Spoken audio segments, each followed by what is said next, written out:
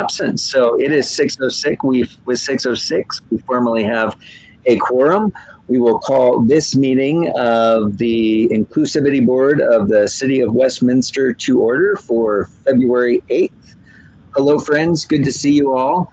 We want to do some welcomes. It looks like we have at least one guest that maybe all of us don't know. Anthony, I believe, is kind of in the corner.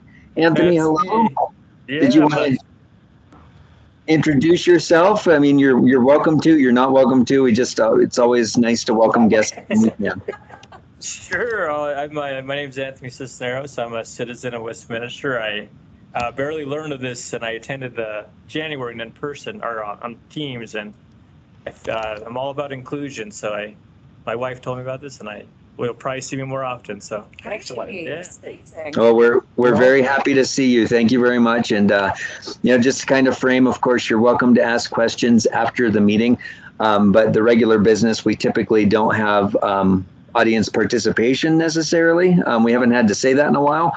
But if you have any questions, please do not hesitate to send me an email or ask our members after the meeting. We're happy to answer anything that we can for you. Okay. All right. For the rest of you, welcome. We are going to jump right into the agenda. I have presentations, which could be ominous because there's nothing there that tells us what kind of presentations they are. So it's sort of a wild card. Does anyone have any presentations? And I think Cody stepped away, but do we have anyone that is presenting tonight? Kind of like open mic. Yeah, open mic, the exact opposite of what we just talked about. Yeah. You're the only mic here. Yeah. Well, actually, okay. In lieu of any presentations, though, do Please. we want to talk about the point-in-time count? Because that was something that just happened. I don't know. Sure. I mean, Alan? Yeah. I know that we were all kind of following the point-in-time counts. I don't know if we have any. I don't. There's not haven't gonna be seen any any updates. I haven't seen any data yet. Okay. For a while. I could share on that note what I don't know if you guys followed the emergency cold weather shelter that they did, and so we got some feedback about how that went really well.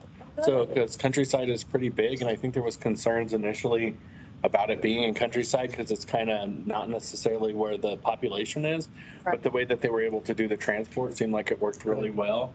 And I wasn't sure exactly how that would work, but it seems like it did. I mean, that facility in the wintertime is not used just because it's mostly the outdoor pool, and there's not a lot of activities there anymore. There used to be, but if you've ever been inside there, there's in the back, there's really big like racquetball courts and stuff that are in the back of that building that aren't really used as much anymore. So from what I heard, we got good feedback that we were able to do that. So we really appreciate that staff was able to pivot quickly and find a place because the other facilities have competing uses going on. So it just really kind of worked out. Great. I don't remember exactly how many families they served or how many individuals. 15 is what Tomas told me. 15. Which it was 55 people when we had this in December at the MAC showed up. But the MAC is also an area where most of the homeless Closer in the city go. And I was out on that Sunday when the temperatures were dropping. And what was amazing to me is how few people I could persuade to go. They wanted to tough it out. That is tough. It was both. Yeah. Yeah. So it was kind of disheartening. However, I do have to report that there was a gentleman that I've known for at least a year out there who often uses a wheelchair, threadbare sweatpants, beat up coat. He was so cold. He was moaning about it. And one of our homeless navigators, Ash, was able to get him a lift that took him directly to the Countryside. Wow. Yeah. But it was cold just waiting for 15 minutes for that. I couldn't take it. Yeah, it was because I'm old. No. Or just human.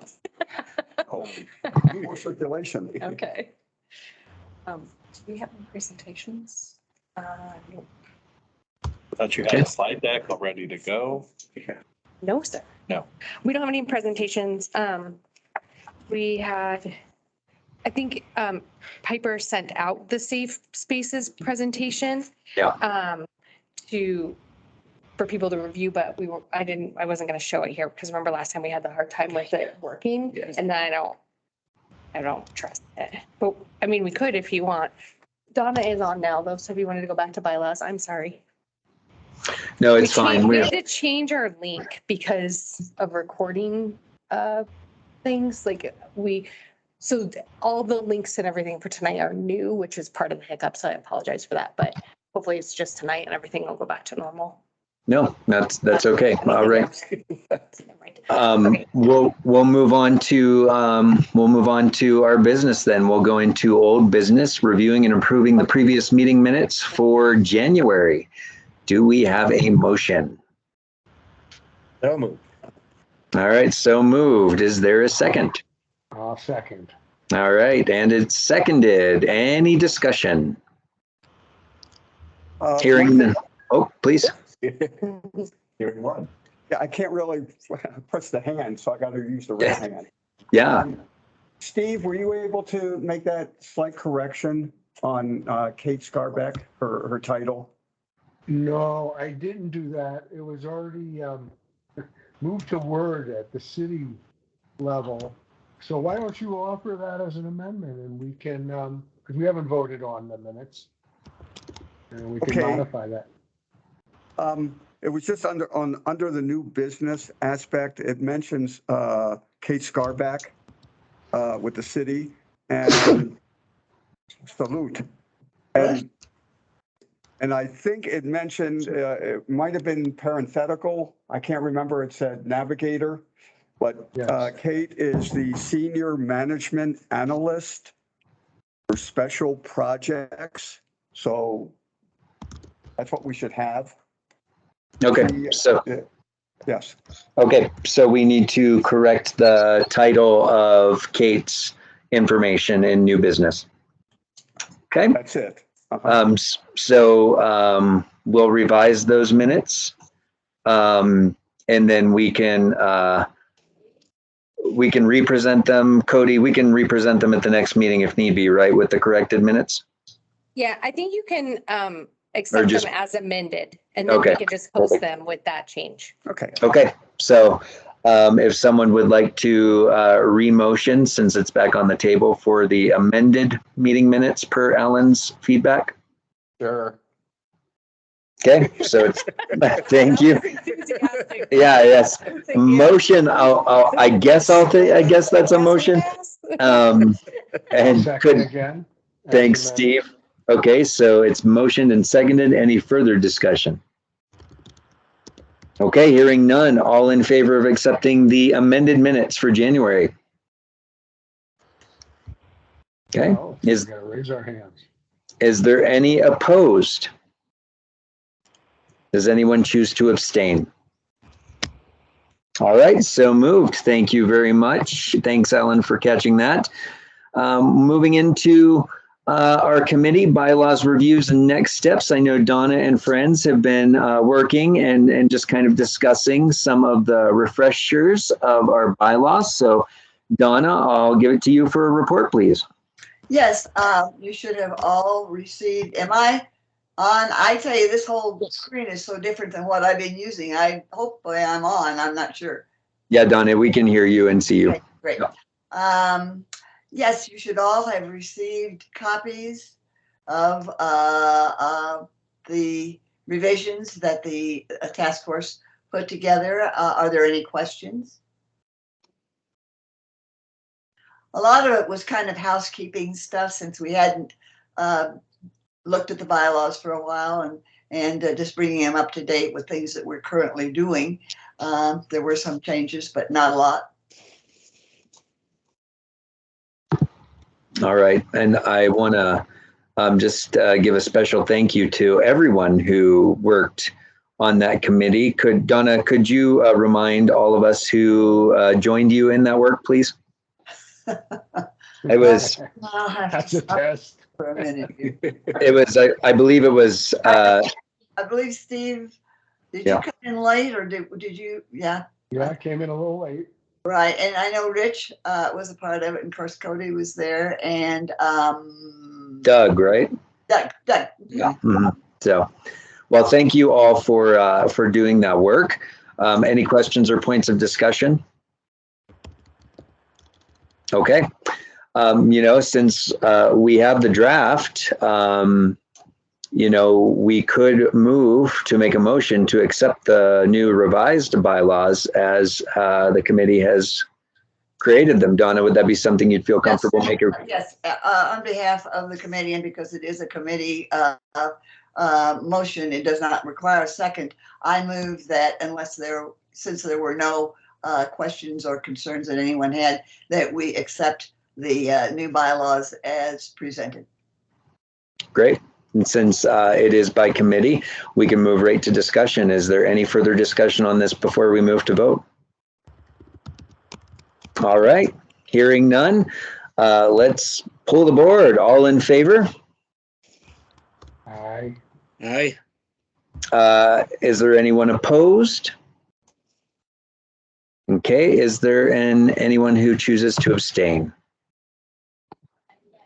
All right, so moved. Thank you so much, committee, for the great and quick work. We really appreciate that. And Donna, thank you for your leadership in that as well. Thank you very much for giving me that opportunity. Absolutely. All right, thank you very much. Oh, go Can I ahead. ask a housekeeping question, minutes Please, question? Yep. Doug, who is sitting to your right? Oh, that's Anthony. He's a public. Okay, thank you. He's a public. He's a public. He's a public. All right. He's a public. Well, Words just fail me sometimes. yeah, I guess that's your new title, Anthony. So welcome.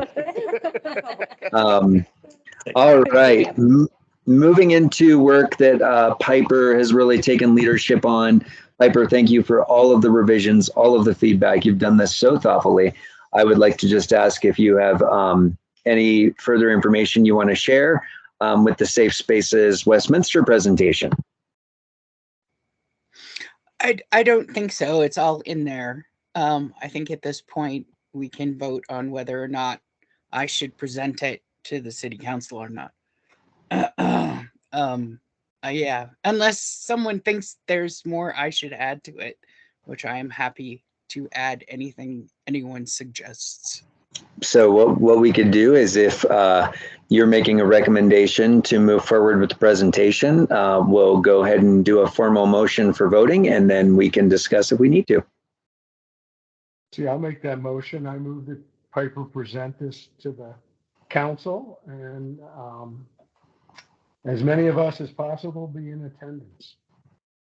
Okay, it's been motioned. Is there a second? Oh, I see Alan's hand up. Thank you, Alan, for the second. So it's been motioned and seconded. Is there a discussion? Anyone have any questions or? All right, hearing no further discussion or questions, all in favor of Piper and Friends moving forward to present to our city council? Yes. Okay. Aye. Is there any opposed? Does anyone choose to abstain? So moved. Piper, congratulations. I know that's been a long journey, so thank you for championing that work. We really appreciate you. Yay. Yeah, so. Do I need to schedule with the city council or Cody? I will talk to the city clerk's office and see about it. Right now, we're 6 weeks or so out on scheduling. But let me talk to the city manager and the clerk's office to see when something might work. Probably it will go to a study session, wouldn't you say? Yes, that would be where it would be brought to us. So that means what month are we in? February, 1 in February, 2 in March, 2 in most months, but in February, only 1 study session. So I'll check in with the clerk's office and look at timing, but may not be for a while. Sorry. No, that's okay. Thank you. It's Yep. out there. Yay. Yeah. Thank you, Piper. everyone. No, thank you very much. And Piper, if you so choose, I'd be more than honored and happy to stand with you as you present that to council at study session. So That would be super helpful and I would really appreciate it. Thank you, Justin. yeah, absolutely. It's the least I can do for sure. All right. Thank you, Piper. Congratulations. And thank you all. I think the work that has gone, I know we've kind of passed discussion, but I just want to reiterate the work and the thoughtfulness that have gone into Piper's presentation, research. They've just done a phenomenal job, and that work was stalled, it felt like, for quite a while. So it means a lot, I think, to a lot of us that this is moving forward. So yay. All right. Thank you very much. Moving on to our report with our Mayor Pro Tem, DeMott, and then I will probably, kind of sneak out. And Michelle, after Mayor Pro Tem, you can take the lead. Fantastic. See, the quality of facilitation will only go up from here, friend. So, all right. And we'll start with Mayor Pro Tem DeMott. Thanks, Justin. So probably the most notable thing that I would share with you is that we have given direction to purchase the property on Westminster Boulevard for a new water plant. And so some of the big, as you know, and I know you guys have asked quite a bit about this. And so if you go back in time from when this new council took over, we had put a pause on the process and wanted to reevaluate options. I couldn't be more pleased with the work that staff did on that. And I was echoed by the majority of council on that. And really, they thanked council for the ability to do the work that they did, because when they went back and looked at it and looked at trends of water, they realized that the plant really at this time didn't need to be as big as it was. And that change is going to save us upwards of $100 million on the first phase of the plant. I have heard some concern that that we're, shrinking something that has to come later because there are future phases. There were always future phases. So that's a misperception of the project. Those phases were always part of the future. How we utilized Semper where it is today was a little bit different in the plan and how they're utilizing that. But one of the big changes is in changing the amount used there and the way they lay out the trains is not having to do about $50 million worth of piping, which was one of the big costs, which was one of the reasons for I personally can speak for myself that I was curious, is this the right site? Because, being that far away from the infrastructure, being that big of a cost was a concern of mine. So they were able to really look at it and see what our needs at build up are going to be and say that this is a better option for us. And that was staff's recommendation. And I think that's also important that people realize that, that wasn't council recommended. We threw a lot of ideas out. Sometimes they told us, they never would tell us we're crazy, but you can see the look in their eyes. But they were really good in answering our questions and, going through all that with us. And ultimately they recommended that be the option with, 2025 was on their list of things, but if you go back and listen to the presentation from the last 2 Mondays when we voted on that, so it would be this last Monday and the Monday, 2 weeks prior to that. They have a chart that they've been using with us that basically say, here's the chart of things we're concerned about, like wildfire being one of them. And they lay out the options and they have like color coding to show this option. If it's green, basically that's the best case scenario for whatever column it's in. And so there were some the part that, we were really hoping they could figure out how to retrofit Semper. There's just not the space. And in order to shuffle things around, the other big challenge is you have to take Semper offline. And if it's during a peak season, there's problems with that. And the other thing is those costs are based off of assumptions. You start pulling apart a 50-year-old plant, who knows what you potentially could run into. So I'm very pleased, and I think everybody here is involved enough to know that I was probably one of the biggest critics. So I hope people put weight into the fact that I really think that this is a good option, and I'm pretty pleased with where we're going. Is it everything I wanted? No. I think everybody kind of good decisions that have a little bit of both sides a little upset. It's typically my opinion. So I feel like we're on a good path. More than anything, again, I would say how great staff was, and you could just tell the personal enthusiasm and just themselves that they put into this. So I think that they're very happy as well. I'm happy to answer any questions about that, and I have a couple other things that I'll quickly go over. Go ahead. Just a clarification, if I may. I know you said that there are phases associated with this, but with it being downsized, what kind of growth is it capable of handling? So future growth, eventually Semper will be taken totally offline. Okay. And so Semper is, I want to say, trying to remember the size of Semper, 40. I don't know. I'm not the right person. They basically go off MGD, millions of gallons a day of treatment capacity. Water. We'll be able to move that all to the new plant eventually. And so they have like trains, and I think each train is something like 13 or 14 potential million gallons a day.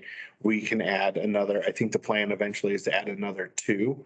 And so that you would basically replace Semper in place.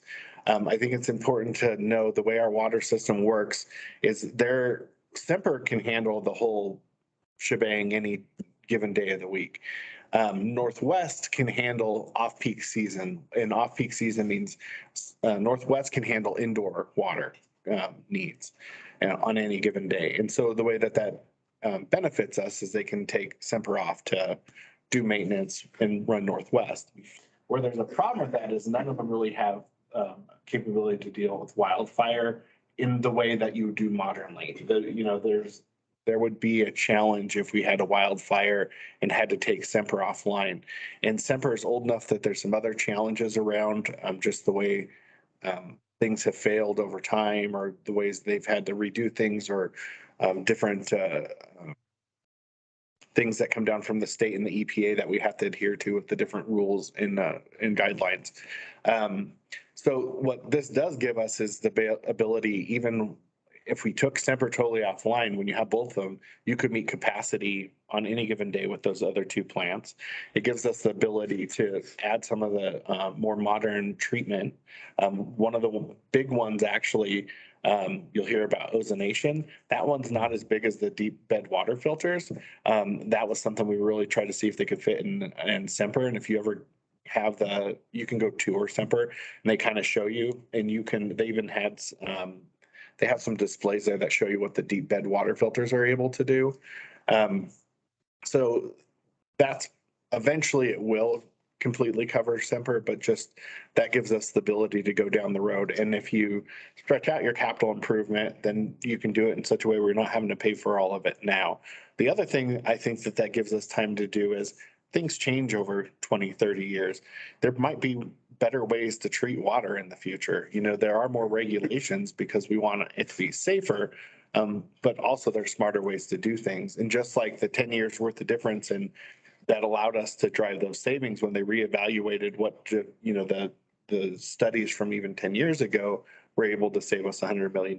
So we're hoping there is some rehab that goes into this to make Semper last longer. So they will be doing some upgrades on Semper.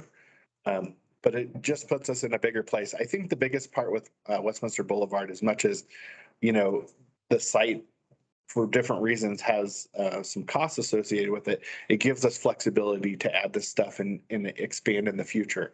There was talk about, walking away and potentially prices go down. We have a good amount of money that is in that property because of the eminent domain proceedings, that if we walked away from it, we would have to pay for that. We would be on the hook for about, I think it was $5.2 or $5.4 million plus potential court costs if we walked away from it. We don't get that money back. So you lose that money, and then potentially you can't buy it again because they could sell it. And if you look at where we're at in build out from a city, there's not a lot of good sites left unless you want to go into open space, which that idea was floated. There were technical challenges around the sites that were mentioned, but also the city has purposely put aside our open space, and unless, in my mind, as a steward of that, with what the city set out to do as far as how much percentage of the city they want to be open space, I would think if you took open space, you'd want to replace it. But if there's not land for a water plant, there's not land for open space. We're limited on what we have left as a city. So, with all those things being said, we didn't have a clean slate to go off of. And so, that's part of what went into a lot of our decisions too, is, you have to measure what will we lose, what will we gain, what are our other options. And at the end of the day, I think the community, even though those of us who are concerned about cost, are ready to move forward with a solution. And, certainly not everybody's going to be happy. And I hope that we can work with the folks who aren't happy to address their concerns best that we can, no matter what side of the equation they're on. Whether it's, they want more out of the water plant, they want less out of the water plant. Looks like Steve has a question. Dave, I was a little unclear. Is the city going to put in both ozonation and the, what do you call them? The deep, I'm not even familiar with that. The deep bed water filtration system is definitely part of all the solutions we looked at, except for Semper. But the one we picked, it is. Ozonation was put as an option. We need to look at the financing still. What we've done so far is the land. We know eventually ozonation will come. There were at least a handful of us, myself included, that said, let's look at doing that now.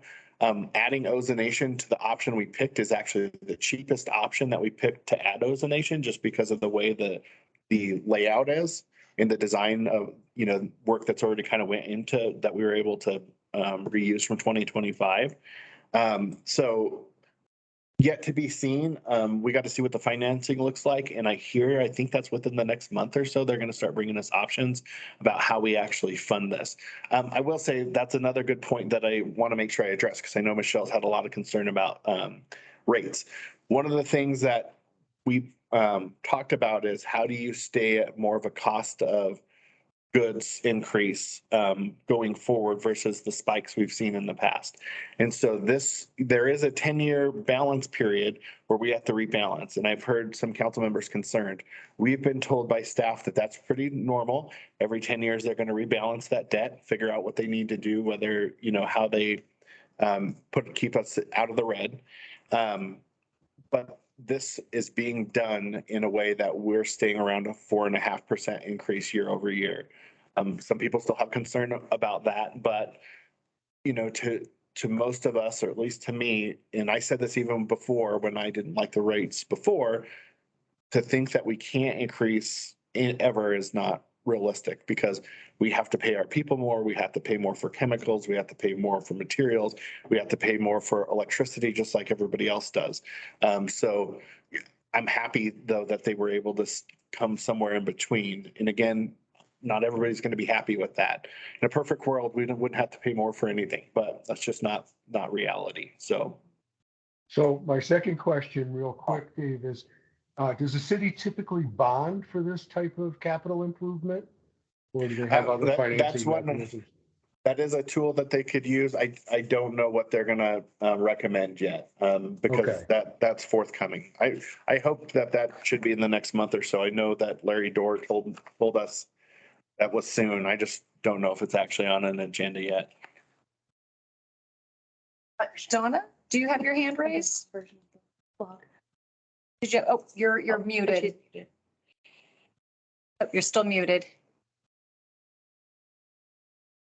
There you go. I didn't think I did, but this whole screen is so different than the one that I. Sorry, Donna. Just wanted to make sure you didn't have a question. Alan, did you have a question, Alan? Yeah. Two quick ones. So the spot that you just purchased, that's where the signs have been, next to the open space, whatever. Okay. And the other thing with Semper, is there asbestos at all when they take that down? We haven't gotten to that conversation. It's the age of it. I don't know. I'd have to ask if it hasn't come up, but that's not going to come down for some decades. We're going to Oh, okay. continue to use that. I think that the date we were given was like 2050 before that's actually taken offline and we're not using it anymore, which buys us, time. At the end of the day, really being able to use it, have an additional water plant, we're that much more resilient in terms of our ability to treat water. Right. And I think Right. most of Semper is concrete. Yeah. And it may not be it may be in the era before asbestos. Like my house was built around the same time. And so it may not be as. Predate it. Yeah, may predate it. That's the word. Okay. Any other questions? Very good question. Great. The other thing I wanted to share with you guys is, so I did go and, as you guys asked and, asked about the, menstrual products as well as the, diapers. And so I have information. I don't know when we're going to give it back to you guys. I just got it today. They've been working on it. I will share at least a little bit of what we've seen. And so council said, yes, they wanted more information. They didn't give any sense about, we didn't really talk, if I can recall correctly, about actually whether or not we want to do it. But we did say we want the information. And so council just got this today. And so I can at least kind of give you some ideas of what the numbers are, I guess. So sales tax on menstrual products is about almost 63,000, a little bit south of 63,000 a year. Child diapers is 150,000, a little more than that. And then adult diapers, 140, a little more than 142,000 a year. When they did the evaluation of what that is per purchaser, you're only looking at about $3 a year that would save the taxpayer or taxpayer in this case. So, and they did give us like which cities are exempting this from sales tax. And it looks like quite a few. And Colorado is a state, Denver, Aurora, Boulder, across the board. Fort Collins does the menstrual products, but they don't do the diapers. They're not exempt. But some of the ideas that staff has brought back that I need to really kind of read through, but just quickly looking at a summary, is potentially opposed to doing a tax, maybe doing grants through maybe growing homes or places that could actually give money to fully pay for the items for the people who need it versus doing a sales tax that doesn't amount to a ton. I mean, every bit helps, but I mean, if you look at the dollars there versus other things that potentially we could do for the folks who potentially might really need it. And they did point out too about the Human Services Board did a $2,500 grant last year for period kits. Not sure who that was through. It's an organization called Period Kits. Oh, that's the actual organization. Yep. I've worked with them before. Yeah. And then the other thing that they brought up, and I actually did get to talk to Larry Dorr, our Chief Financial Officer, a little bit about this, is there's a program in another state where they're doing something at the legislature to, I think they're taking federal dollars to work with the food stamp program in order to allow folks who are on food stamp programs to get these products for free. Is it Illinois? And I think there's other states coming along too. So the idea was to talk to our legislators and see if potentially there might be some suggestions we could make about looking at that program and doing something like that in Colorado. You certainly have some. I will certainly take a look myself. Yes, exactly. So at a high level, and I'm sure we'll be able to provide this to the board. But I don't know how council, if they're going to do a discussion about this or not.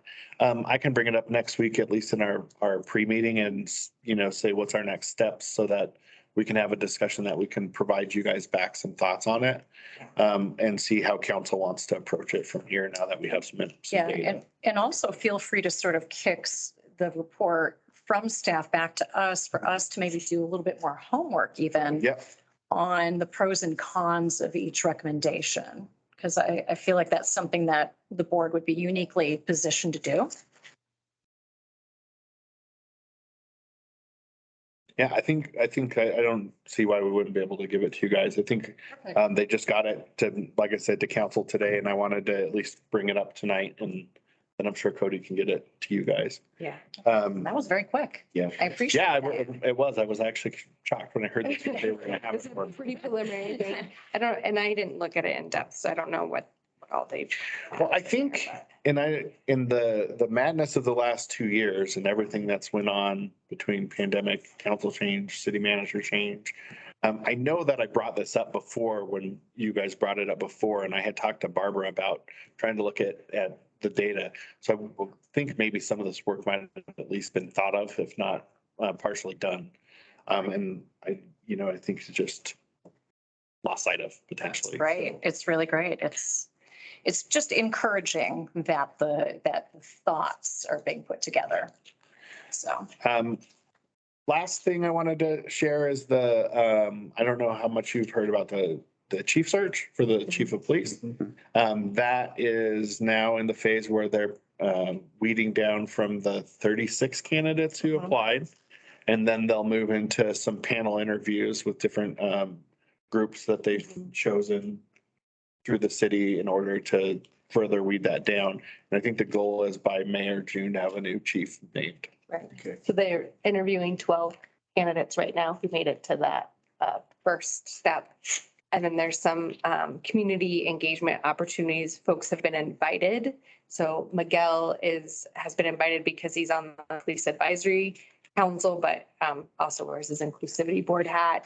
Other members of the community who've been part of the interview process. Growing Home, I think, has a role.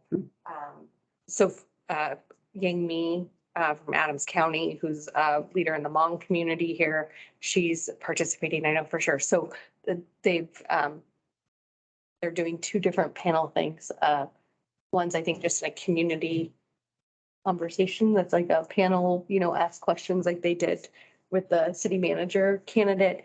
And then I think the other one is, and then I think they're doing with leadership, and there's a meet and greet with council and ELT leadership. And then there's another round where there's like a role play. I only know this because I got put into it. You don't have anything going on.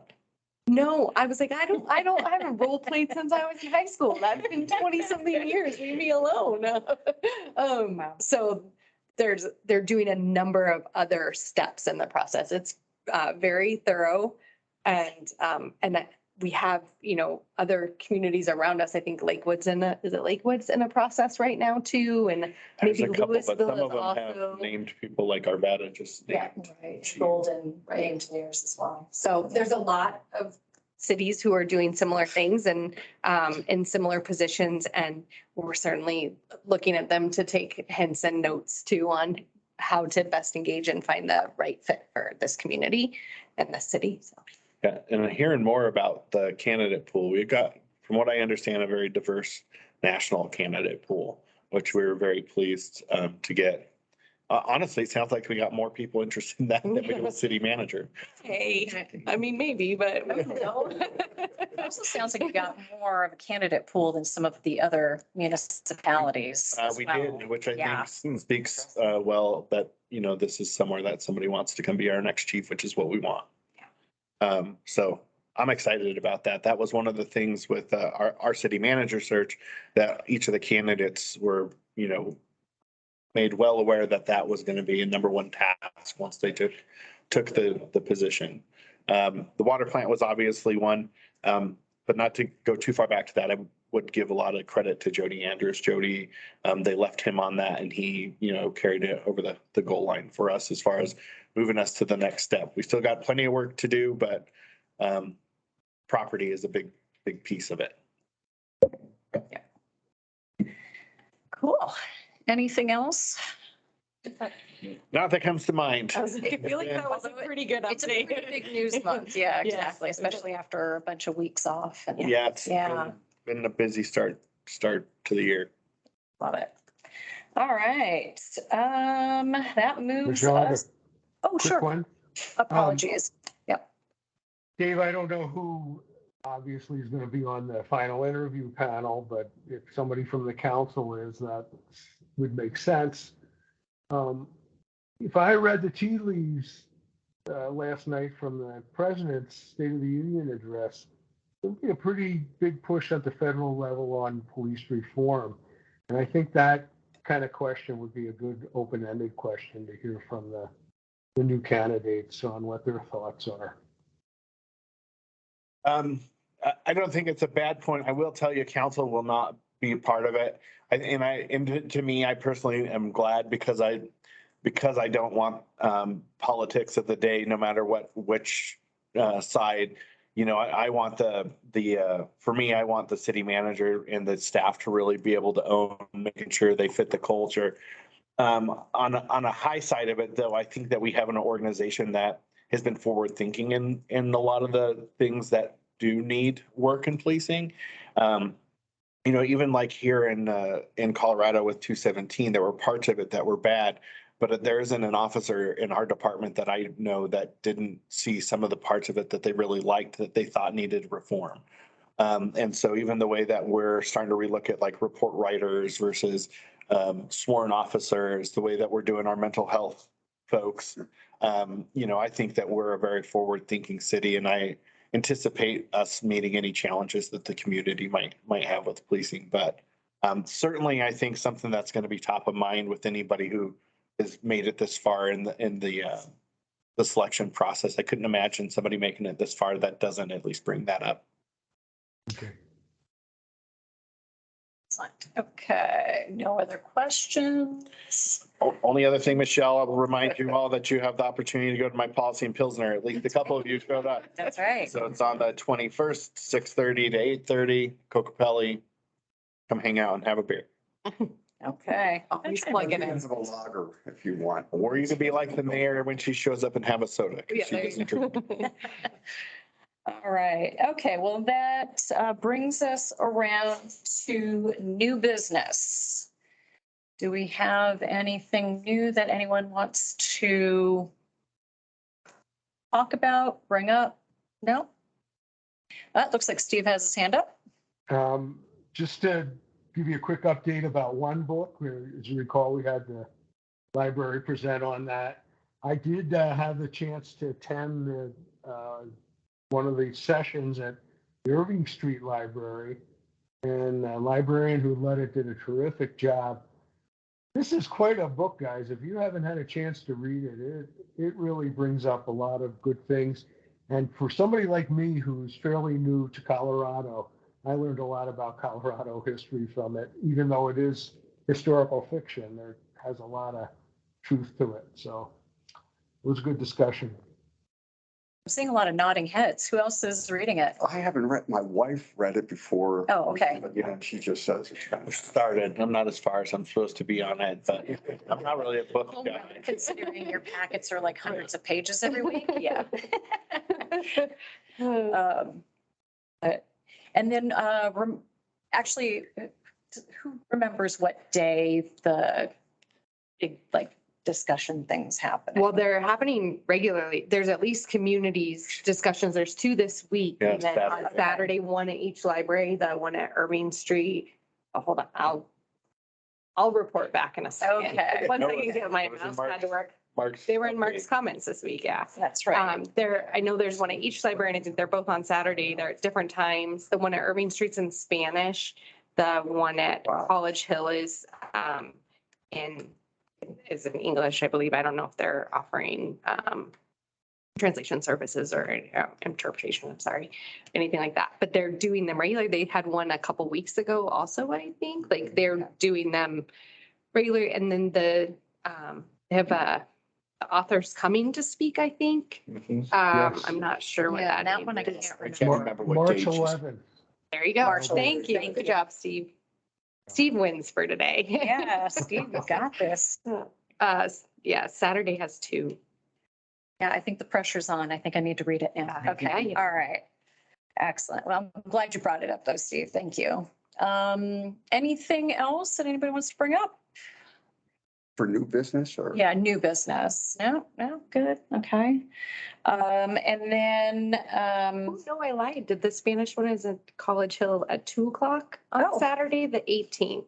oh, okay. And then the one book, also a Spanish, and there's specific topics related to it. It looks like Irving Street this Saturday is 3:30 and College Hills 1:30. So Okay. just keep your eye out. The city council or the city calendar has all the opportunities, and there's a number of them coming up. So definitely look. Yep.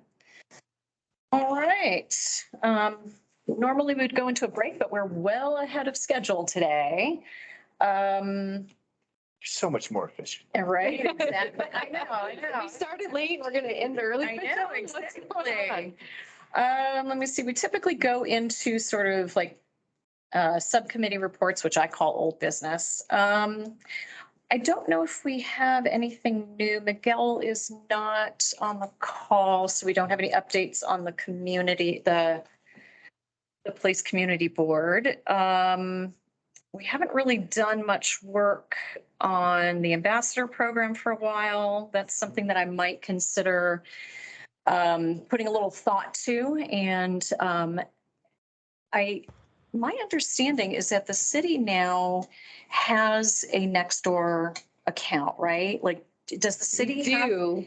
But does the Don't city know have anything an about ability it. to kind of do a back and forth with? So next door for Residents? government is difficult. Yeah. And I know this mostly from the police department because they Okay. can put stuff out, but they They can't can't see what you say. Yeah. Okay. And so it makes it very difficult when people start trying to talk back and can't. I think that they may have even turned off commenting now because of that, because I think people have the expectation. Oh, Because our okay. departments are pretty good when, obviously people say all sorts of stuff on comments any of us. Sure, Government is no exception. Yep. But typically at least if there's like a misstatement that doesn't match what's going on, our PIOs on any of our departments will usually at least provide information or clarity around things that people may be misrepresenting.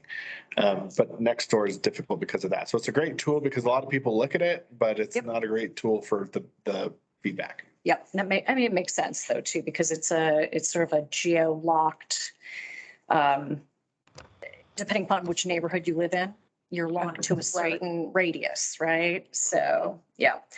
All right, but I was going to give some thought to the ambassador program. Just it's an idea that I've always had that I wanted to put into place, or to make some proposals for, which would just be more of a volunteer thing for folks in neighborhoods across the city to act as leads to help make sure that information is both distributed as well as feedback collected to bring back to the city. Because I know that that's still, it's still something we struggle with as a city, is getting that feedback.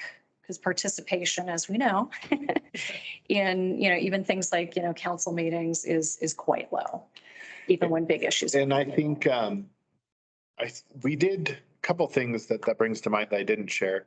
There's so much trying to remember what we did in between the last time I met with you guys. We had our strat planning update, and we also met with our outreach people, separate meetings. But we talked to the outreach about what council wants to do this next year. And so what things we liked from last year, what things we didn't, because we do like, the movies in the park and stuff. Some people on council think they're a waste. I think anytime we're in public is good because people appreciate it. And depending on which events you go to, you get different crowds. I'm one who goes to most of them, and I think you have to if you really want them to be valuable. But it is a challenge still because you're still getting a narrow group of people. And I've always thought that the challenge is the folks like you who always show up. It's not that your voice isn't important, but if you're the only ones we're hearing, there's most of the city we're missing. But Right. So I know that's something that council at least is focused on. The other thing though I wanted that reminded me with the strat planning, I had told you all that I wanted to talk to them about how we incorporate our boards and commissions into planning. That's at least on the table. And so our city manager asked that he could give some feedback into, now that he's had time to evaluate things, he wants to kind of look at that structure too, and then potentially make some recommendations to make sure that you're being included in how we do things. And I think that's important. So we're not working on silos or having groups work really hard on something and then find out, council doesn't want to do that after you've put all sorts of work into it.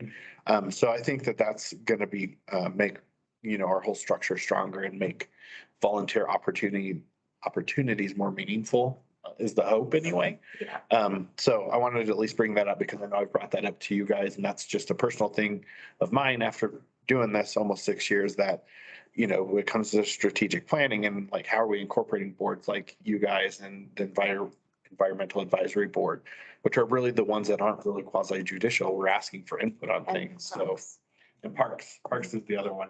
Right. Parks, so it's like, that's one I've honestly not really went too much, and that's the most popular one, but I don't really visit them. There you go. Thursdays. Yeah, that's the most sought after board. They're a Thursday meeting group, youth advisory panel too. And so the clerk runs the boards and commissions process. So it's their performance measure, the updated strategic plan based on the workshop that council had last week, 2 weeks, however many weeks, it's a blur, ago. Week and a half. Oh, gosh. It feels like it was a long time ago, but not. They will receive in their packet, I think I always give you the exact dates. March 15th, the packet that goes to council that's posted that night will have the updated strategic plan based on the feedback council provided to staff. So there will be a couple new performance objectives or performance measures and some tweaked objectives and things like that, and a couple new objectives. There's one around the food desert and sort of addressing that. So this will be of big interest to the city council. There was lots of conversation about HOAs versus apartments versus neighborhoods and how to connect with them. We have a community outreach liaison, Kit Redmer, who heads up the council outreach program, but also does our community outreach as well. And so he's got a couple sort of tweaked or more perspective on the outreach and reaching more neighborhoods, since we're not a city of all HOAs or all organized communities. It's challenging. Council asked that for all the events that the city hosts and puts on, there's a map so folks can see, okay, they're going to be in this part of town or that part of town. We've been here 8 times and there once, that kind of thing. So they're doing a few things to make sure it's better communicated where and what's happening. And then also engaging more groups. Sustainability has a whole neighborhood program. I think they're doing grant type things in neighborhoods. The Parks does that. We have a new position coming in community development that's going to work more with HOAs and their ODPs and things like that. So there's things moving and shifting. So look on March 15th. That'll be the week after our next meeting. And then council will be asked to provide any final tweaks so that on the 27th, they can just approve the updated plan. So that's the current plan of action. We'll see how that goes. And I think just to give you guys, since we have extra time tonight, on the food desert stuff, because I know that's another one of your guys' things that you've really honed in on. There's a lot of discussion around that because I understand and everybody knows that like historic Westminster has had challenges, but it's like, well, how many times do grocery stores have to go in and fail before we, to me anyway, do we look at how we service those folks? And so there was a lot of discussion around being more innovative about how we approach the situation. The mayor had there's an organization down there that actually, I can't remember what it's called, but they basically do the shopping for you, and it's really super inexpensive compared to like the other delivery, like going straight like King Super's delivery or something. And it sounds like they're a nonprofit of some sort. I'd have to ask the mayor for more information, but she went and toured it. Because really at the end of the day, the goal is to get people to where the food is or the food to where the people are. And so that doesn't necessarily mean another grocery store that, can't, if it's not going to work, or figuring out why hasn't it worked and partnering with somebody. Like I think that my ask anyway, and it seemed like everybody pretty much agreed, is let's rethink the problem. Because I think we all want the same thing, is to make Right. food accessible, but Well, and I have other counselor notes that say things like transit to food access, Mhm. housing stability, the ability to remain in home one way or the other, solutions. So it's broader than just a grocery store, like he's saying. And I mean, there are some other solutions. I mean, this is something, I don't know if it's been fully workshopped by staff already, but I mean, And there's yeah. been quite a bit of analysis Okay, on things, and good. there may or Okay. may not be things that are coming forward, so. okay, great. Because I was going to say, because that's another thing too, like if, Yeah. a we lot did- of they research did hasn't a- been done yet. They did a whole assessment, a pretty in-depth one. Even Growing Home had come to us and said, will you fund this? And we said, we already did it. We just finished. Like so also working with Growing Home to be building those communication lines about what we're doing that can go hand in hand. I don't know enough because I'm not in that department, but they've done quite a bit. They did a retail study that was also part of the analysis about what's happening and specifically where our food desert is right now, right? So, in creating access. So I know Growing Home and some of the economic development staff have been talking to each other, so not overstepping or, trying to do things in step with one another instead of inadvertently duplicating I efforts. think, and that theme was kind of hammered out in our strategic plan last year, that especially because so many of us work with so many different nonprofits, we don't want to reinvent the wheel if we could instead support one of our nonprofits. Like Right. when you're talking about staying in your home, I work with Senior Resource Center on their board for a number of years, and that's exactly what they do. And they kind of work a little bit in Westminster. So trying to figure out where those organizations are so that we can figure out ways to support them makes a lot of sense when we, discuss it, the overall solution, what it is. Because I don't think Westminster can't be all things to all people, but we certainly can try to figure out how we connect people, much like, our homeless navigators, our mental health people do. It's not perfect all the time, but learn from it and keep pushing down the road. And I think that's sort of hit all the major ones. Sorry, I also. There's so many that we talked about program. that really relevant to the things My you notes guys happen asked to be about. up here because Oh, I was setting things fantastic. up today. Community outreach is a big one. And one of the council's goals has been foster well-informed citizenry by providing outreach education opportunities to engage the community. And the ask was to balance HOAs, apartment communities, not just this specific one talked about HOAs. So to make sure that the apartment communities aren't forgotten in that. Then the other piece of that one, the one before it, is ensure the continuation of a diverse mix of community-oriented events and programs that make Westminster unique and provide a strong sense of community. It's a little hard to measure that one because then you're getting into people's personal stuff. So, we only have so much Big Brother, I think is what the cultural affairs team talked about. But when there's a ticketed event, we can do some demographic stuff with that. So they're going to start trying to implement that with the ticketed things, but just like the open events like Westy Fest, that's not a ticketed event. So short of doing a Big Brother and pinging cell phones, and we've been asked not to do that. So because Big Brother, but so in ways where those options are available to see about who we're hitting and who we're missing, certainly in there. Our communications team is phenomenal there. And they've talked about GIS mapping for communication efforts. So targeting the right neighborhoods and the right groups, especially when it comes to like your water main broke, Alan, on your street. So how do we get that information to you as soon as possible? Well, no, I don't know, maybe while we're sitting here. Talk about water break.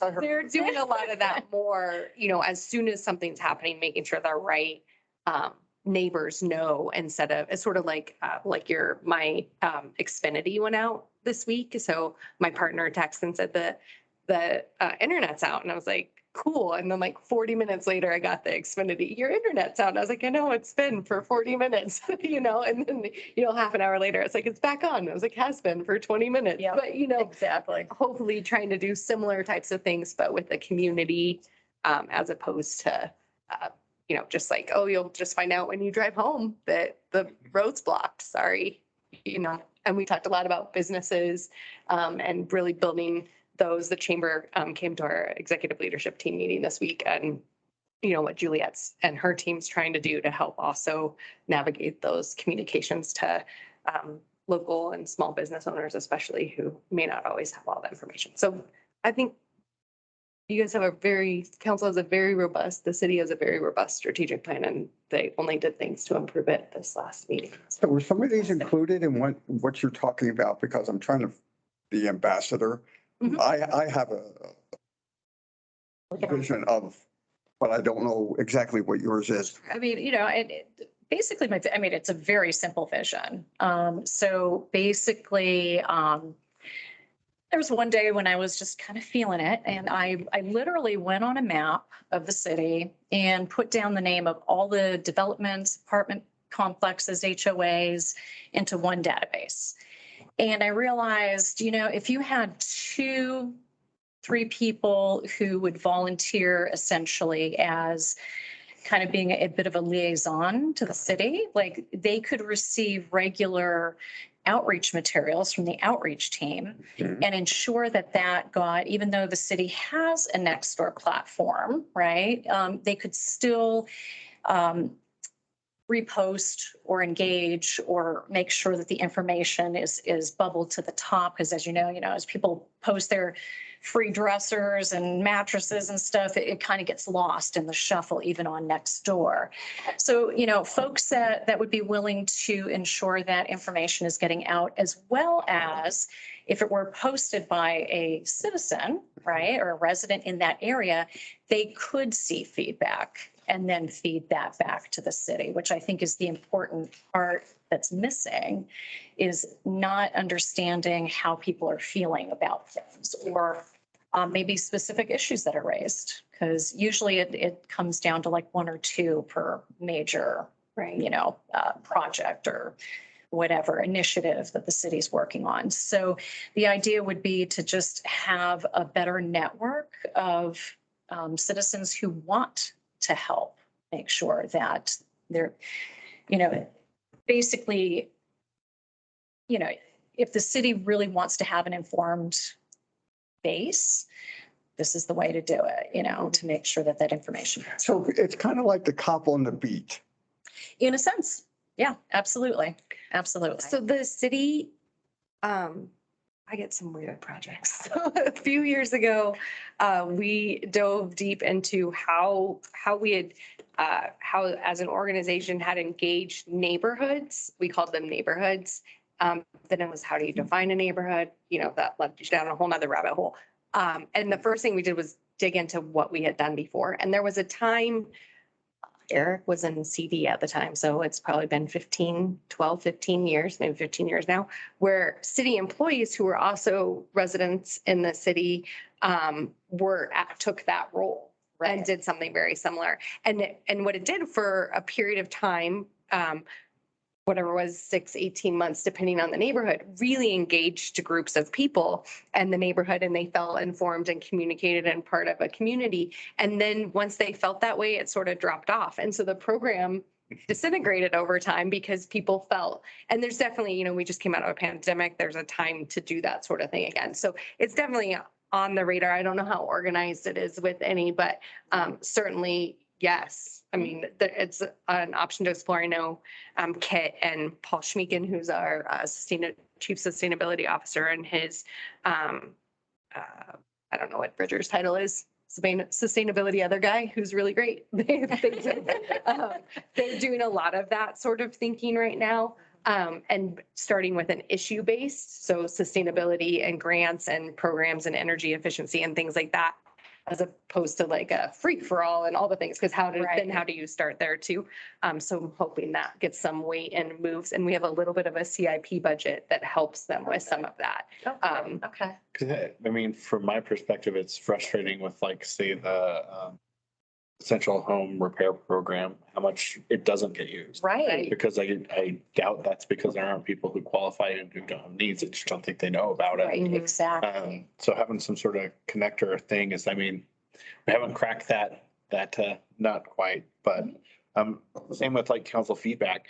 I mean, as much as I'd love to think that you all want to come listen to how exciting we are on Mondays, reality is it's usually because people are upset about something or there's something specific they want to come for. And I certainly would rather get that feedback before they're upset because I think it could direct decisions. I mean, it certainly still comes into play, but I mean, how often is it when there hasn't been so much work in a certain direction before you find out, hey, residents really hate what you're doing. Right. Right. But I mean, it's challenging. I know council plays a role into it. That gets difficult too. I mean, being in this role for 6 years, you know, I probably was much better about it for the first 4 years with sharing stuff. And, you know, we start talking city stuff, we start getting beat up. And then it's like, do I really want to open my mouth and hear about how rotten I am for the next few weeks? So it does take the whole city to kind of figure it out. But I mean, Yeah. I'm excited with the work that Kit's been doing. Kit's really been great. And he's only been able to really go after it recently coming out of the pandemic and stuff because he joined us in the year middle ago, of it, exactly, right? yeah. Or right at the end of it. Right at the beginning of the last election. I think he started like the week before the election finished. Welcome to Westminster. Yeah, here you are. Dive in. The webpage that was Westy Live Better, I don't even know if it's still up on the site. That was a great one of those like resources that gave all the, here are things if you need the, and here are all the programs the city runs and all of our nonprofits run. Kate started that with Alexa, who remembers Alexa? I do. Donna, Dave. Alexa was great. Yeah, so that was, that's been a while too. I miss Alexa. 6 years also around about 5. You were on when she was still here, though, right? Yeah. So they had this website and it was great. And it was a good starting point for COVID when people needed the same resources, but then getting it out there. And they did, that was one of, I think, the things that helped make that page and those resources more successful and more accessible was that there were bookmarks and flyers and conversations, and they were in places where people needed them. So I think a lot of those things are going to start gearing up and coming out. The comms team's pretty settled now. They're thinking that way too. You know, how do we get the stuff to the people? Right. And then if I may, oh, sorry, I didn't mean to interrupt you. You're fine. And, you know, if they're not looking at what's happening in neighboring municipalities or just in the metro region, they probably should. For example, Golden does a really great thing where they separate out the city website and they have a separate website that just details projects that the city's working on. And there you can go and find all the information on each individual project, as well as if they do surveys or if they have like a new presentation, all of that stuff is available there. Yeah. And it's a great resource for folks who are all like, what's happening with that pothole on whatever? And we have a cone You know. zone and a development one. Our Yeah. economic development page website is totally different because it's a marketing tool as well, not Right. just an update. And there are lots. Arvada uses Bing the Table as a Arvada resident that I have all their stuff. I don't think my neighborhood got organized though. But it just, our website is a little deep and wide, right? So it's kind of hard to find things. We've had those sometimes. conversations. Yeah. And I have to say it's 1,000 times better than it was when I started here. But we've also been told the amount of work and money it will take to overhaul it again. Probably not a priority. Yeah. Probably not, but it should be. Yes. So I really do like Michelle's idea of an ambassador. My idea was much more ambitious where we physically are going out, kind of like when we're canvassing. Right. When people go canvassing for political, knocking on doors, just to let the people know. I mean, we have those inclusivity board badges. Yep. And we do need those stinking badges. They're not stinking.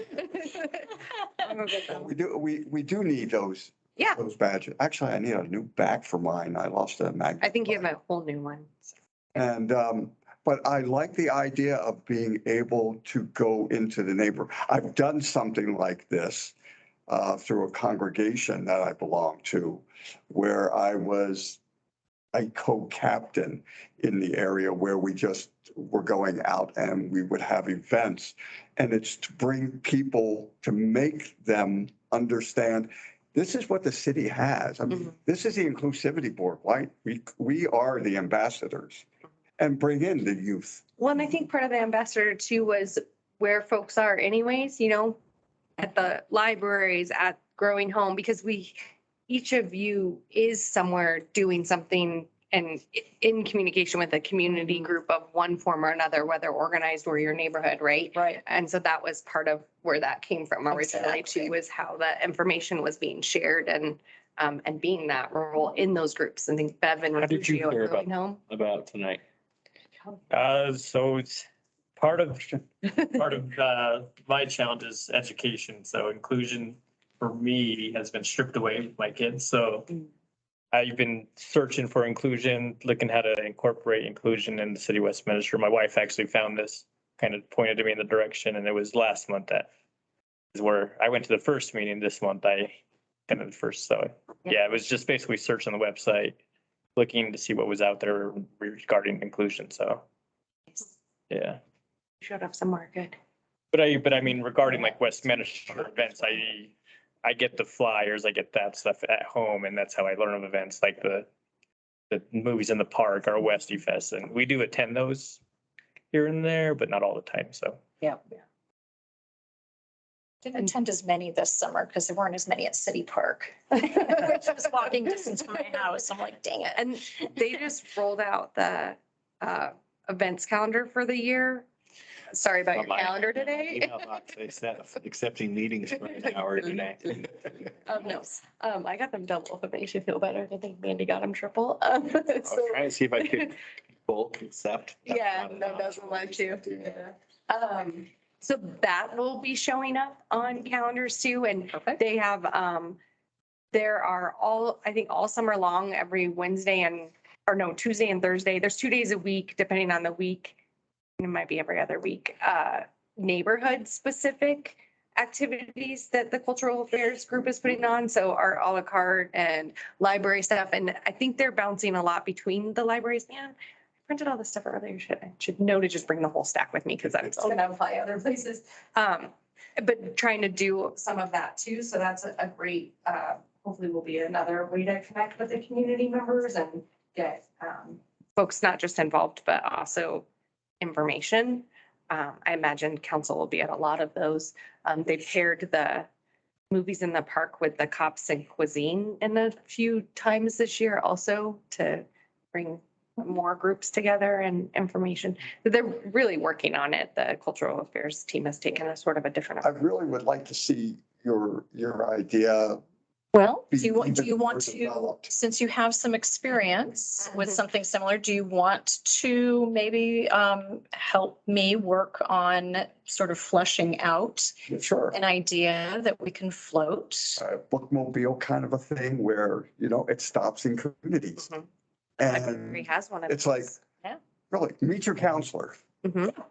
Yeah. Kind of That's the other thing too, is if you have ambassadors in each Mhm. neighborhood, whether that's a development or an apartment complex or an HOA complex, you have people who are boots on the ground who can maybe help put those things together, where you can bring residents and city staff. Doesn't even have to be council, it could be city staff talking about, different programs. Sure. That type of thing. Jump in on that. Yeah, exactly.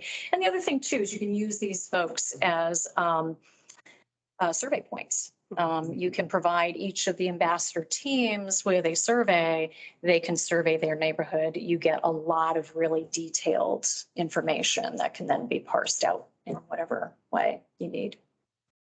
So that's not something the group needs to have a motion on or anything, right? It's just I think you can start a No, conversation about start a it. conversation. a program. Yeah. Yeah, so I mean, if anybody And else as is long as there's interested. less than two of you, we don't have to, if there's two or less of Two of you. us, yeah, exactly. As long as there's less than three of you, two, or you can do it on your own and bring things back. So if you want to start there and then we can see if it grows legs and. All right, mister.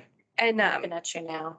I will see if I can send the draft plan for the special events. No, I'm losing words. It's okay. It's like 11 pages, but let me see if that's something that I can share. Because if I can, then I would share that with the two of you so you know also what's happening and maybe there are spaces, opportunities, whatnots. Well, you have an Within that. outreach group. And maybe we can meet with the outreach team and just, There's one person.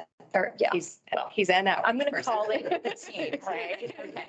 you know, if we could maybe meet with, Yeah. with Kit, to talk about, you know, ideas, plans, you know, that type of thing, just to make sure that we're not reinventing the wheel Yeah. and that we're suggesting something. Let's stay with your staff liaison for the time being. Perfect. Thank you. Great. Okay, we can do that.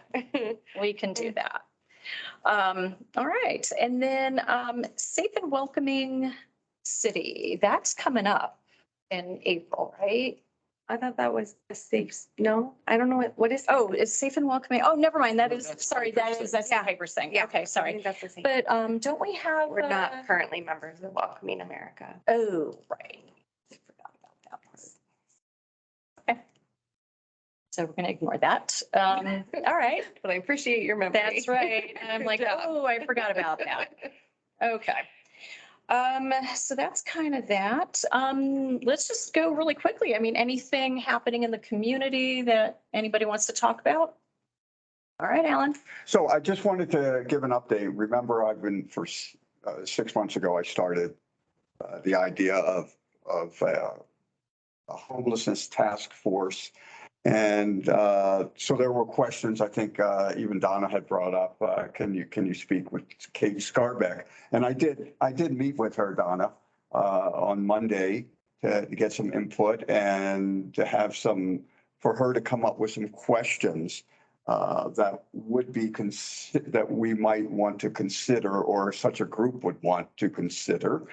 And as well, I'm in contact with North Glen had a task force on homelessness when it was looking to pull people from one of its parks because neighbors were complaining about the homeless in the parks and they were nervous to bring them indoors. And it was a program that lasted, I think, for about 7 months, perhaps, indoors. They were all vetted people that they had. So they had a task force.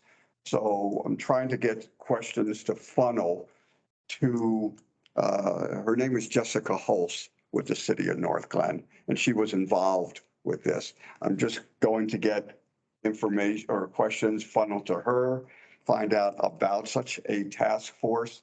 So thank you, Donna, on that. With getting together again with Kate. I always enjoy getting together with Kate. So Nice. font of information. So an update on that. Nice. And Alan, let me ask you real quick. Have you just on your own provided the city with any of the information? When we went to visit the safe outdoor space, did you get any of that information from that organization, like their budget or any of the sort of nuts and bolts of what goes into Not like- creating and running one? Not line item, but I Okay. know what they have, but that wouldn't be difficult to get. But in fact, I even asked Kate if she can let us know what the city, how much are we actually spending on Right. hotel rooms and on, any kind of emergency services. So I'm going to give her a little time for this because it's not her major focus. But the Safe Outdoor Space, which is operated by the St. Francis Center, I think they operate 3 in Denver. They may be expanding. Cost about, You said $1 million a year to operate, to operate. but it cost initially about $100,000 to set up, probably more nowadays, but they do get donations and grants. And actually, I think he said, look, this was Ian Stitt, who is the director of that particular safe outdoor space. He said to maybe look at about $1.5 million nowadays to operate for a year. And they have maybe 50 to 60 people. So, but if we need, that's. But all. the statistic that I found incredibly compelling was that they find so far, 48% of the folks that they have served are now in permanent housing, which is a staggeringly successful program. And it seems like something that, we as a city may want to consider. I think council's strategic plan as, starting with veterans. Somewhere in Illinois did it. First started with veterans, and I think that's a council. Veterans is always an easy, it's kind of like when there's children, you want to help with children. Veterans, you want to help the veterans. I'm just trying to look at this holistically, as far or globally even, that it's all the folks that are out there. And we have services that we can really help some of the veterans. Many don't accept them because they just don't trust the government. Yeah, I'm just trying to keep us in our box that we do all our things for city council, and our role is to advise them, and they've told us that their first focus is veterans. So just not trying to stop anything, just trying to remind, and there's only 11 of us now. And just one other thing about this, at an event for a group that I work with, I came across a woman who it's called Love in the Name of Christ, which just means that it's a group of faith-based groups in the Littleton area. But she says there's a tri-city. It's Littleton, the town of Sheridan, which I think is 1 square mile, and I can't remember the other city, but the 3 cities are trying to work together on homelessness. But they're very active in doing this. So I'm going to meet with them and get some information. Great. Yeah. So Perfect. Can't wait to hear what you come back with. All right. Well, we're pretty much at 7:30. Well, so much for getting home early. Does anybody have anything that they want to bring up before we go ahead and adjourn? No? All right. Well, in that case, I'm going to call it. We are adjourned at 7:28. Thank you, everybody. Oh, bye. I thought you had a question. I'm like, wow, Seth. Perfect. I'm gonna go Yeah, get just the, bye. Thank you. I'm Good gonna to go see you. get name badges for you. Kind of- Yes, please.